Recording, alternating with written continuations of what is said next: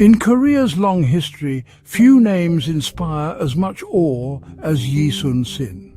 He was a brilliant admiral and strategist who saved his nation from destruction, undefeated in every naval battle he fought. Against overwhelming odds, outnumbered, undersupplied and undermined by political rivals, he turned every disadvantage into victory. His innovative tactics and revolutionary warships made him a legend, studied by military leaders worldwide. Statues and coins bear his image, and his war diaries reveal a leader of both genius and compassion. Yi Sun-sin's story is a timeless lesson in courage, resilience, and the power of one determined individual. His legacy truly is immortal.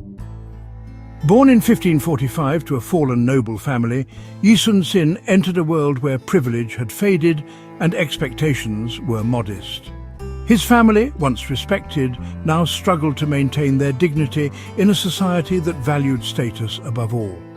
Despite these humble beginnings, Yi's character was shaped by the stories of his ancestors and the values instilled by his parents: honor, perseverance, and a deep sense of responsibility to his country. Even as a child, Yi displayed a natural sense of leadership and discipline. While other children played, he practiced archery and studied the classics, showing a maturity beyond his years. His determination set him apart, and those around him began to notice his quiet strength and unwavering resolve. At his first military exam, Yi faced a daunting setback. He broke his leg in a fall. Refusing to give up, he splintered the injury himself and finished the grueling test, astonishing the examiners with his grit. This early trial revealed a resilience that would become his hallmark. Though he failed the exam, Yi was undeterred. For 4 years, he dedicated himself to study and training, poring over ancient texts and perfecting his martial skills. His persistence paid off when he finally passed, earning his place among Korea's military elite. Yi's first assignments took him to Korea's rugged northern frontier, where he faced the constant threat of Joseon raiders. In these harsh and unforgiving conditions, he learned the realities of command, making difficult decisions, enduring hardship, and protecting his men from both enemies and the elements. Through his actions, Yi earned a reputation for strict fairness and incorruptibility. He treated his soldiers with respect, rewarding merit and punishing wrongdoing without favoritism. This unwavering integrity won him loyal followers, but also drew the ire of those who preferred corruption and favoritism. When ordered to cover up a superior's failure, Yi refused, choosing honor over personal advancement. As punishment, he was demoted and forced to serve as a common soldier, enduring humiliation and hardship. Yet, even in disgrace, he worked tirelessly, earning the respect of his peers and superiors alike until his honor was finally restored. These early trials forged Yi Sun-sin's resolve and deepened his commitment to duty. Each setback became a lesson, each hardship a stepping stone toward greatness. Through adversity, Yi was tempered like steel, prepared for the immense challenges and legendary victories that would one day define his extraordinary naval career. By the late 1500s, Korea's military was weak, its government divided, and its navy unprepared for war. Meanwhile, Japan, unified under Toyotomi Hideyoshi, eyed conquest. Korea was the gateway to China. Hideyoshi demanded passage for his armies. The Korean court, underestimating the threat, refused. This miscalculation would plunge Korea into war.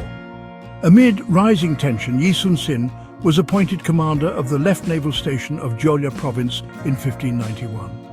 Though inexperienced at sea, his reputation for diligence and integrity made him the court's choice. Yi immediately began strengthening defenses, training sailors, and preparing his fleet. He knew war was inevitable. The storm was about to break. In the spring of 1592, the Korean peninsula was thrown into chaos as Hideyoshi's massive Japanese army surged across its borders.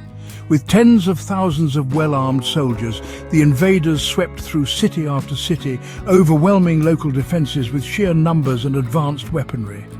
The speed and ferocity of the Japanese assault left the Korean people in shock, and panic spread as news of the invasion reached the capital.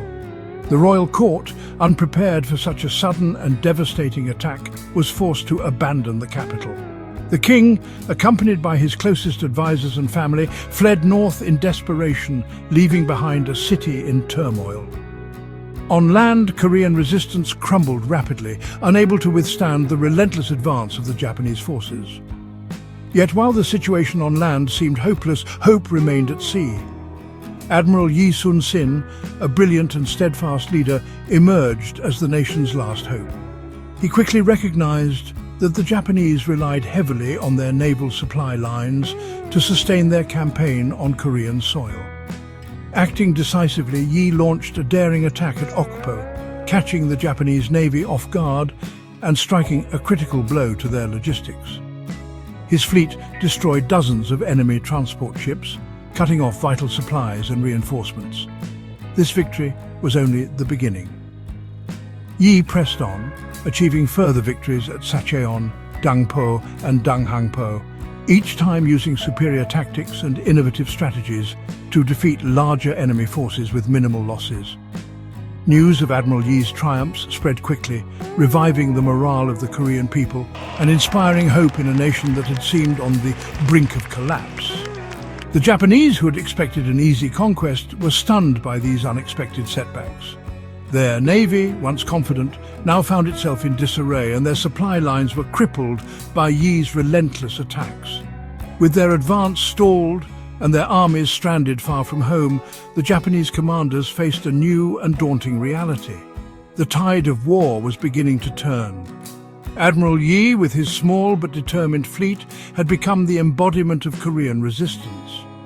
His innovative tactics and unwavering resolve changed the course of the war, forcing the Japanese to rethink their strategy. Control of the sea was Korea's lifeline, and Admiral Yi proved that even in the darkest times, courage and ingenuity could turn the tide of history. Central to Yi's success was the Joseon, or turtle ship, a revolutionary armoured warship.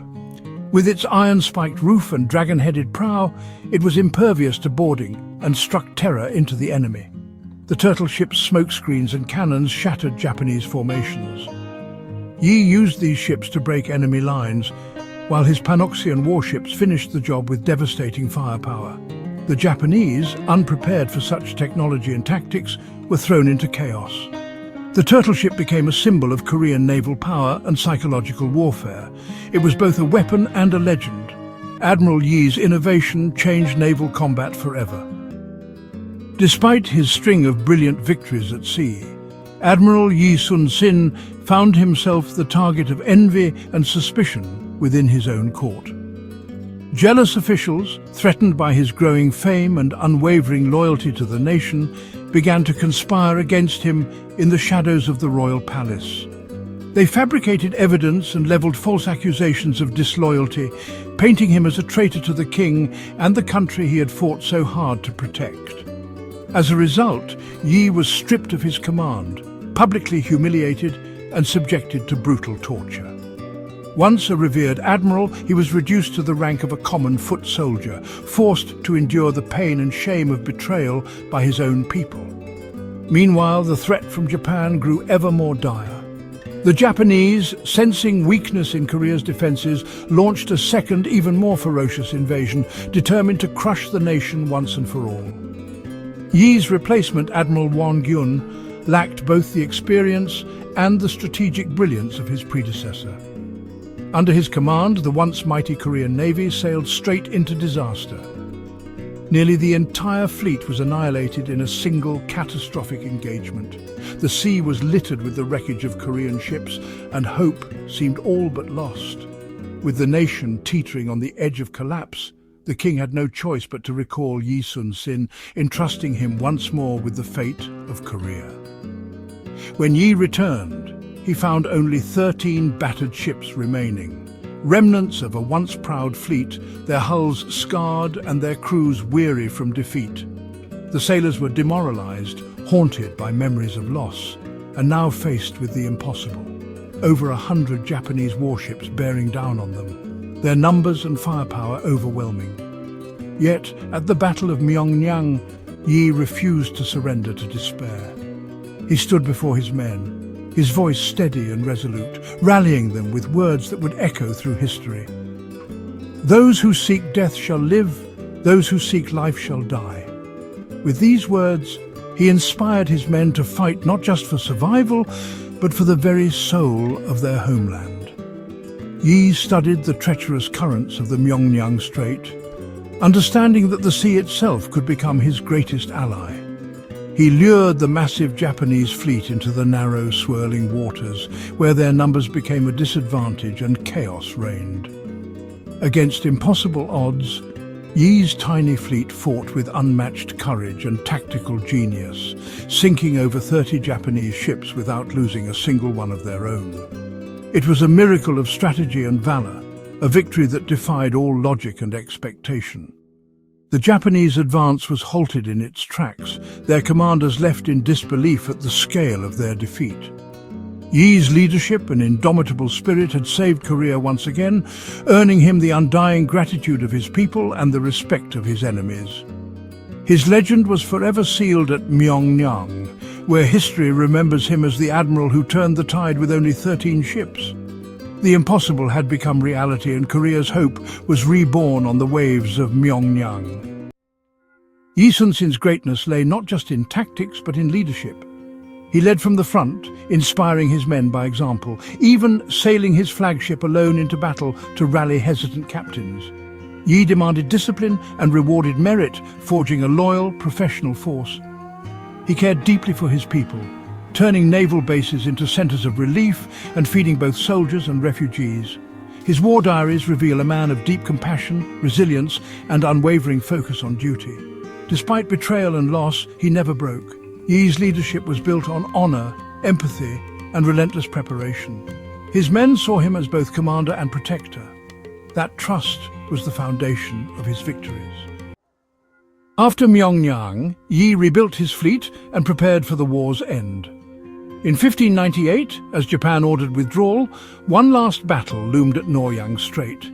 Yi, commanding Korean and Ming Chinese ships, intercepted the Japanese relief fleet. In a fierce night battle, he led the charge, driving the enemy into chaos. As victory neared, Yi was struck by a fatal bullet. With his last breath, he ordered, "Do not announce my death." His officers concealed his fall, and the fleet fought on, winning a decisive victory. Yi died as he lived, on the front lines, putting his nation above himself. His final act ensured Korea's survival. The immortal admiral's story ended in triumph and sacrifice. Admiral Yi Sun-sin's legacy is the soul of Korea, an undefeated hero who saved his nation against all odds. His story is taught to every child, a living epic of courage and sacrifice. Military leaders worldwide study his tactics, even his former enemies honor his genius. His war diaries reveal a leader of integrity and humanity, incorruptible and fearless. Yi's life proves that true leadership is built on honor, compassion, and unwavering commitment. His victories were the result of preparation, innovation, and inspiration, not miracles. Statues across Korea remind all of the admiral who secured its future. Yi Sun-sin's example endures, inspiring generations to stand strong in the face of adversity. His legacy is truly immortal. Thank you for watching this video and subscribe for more.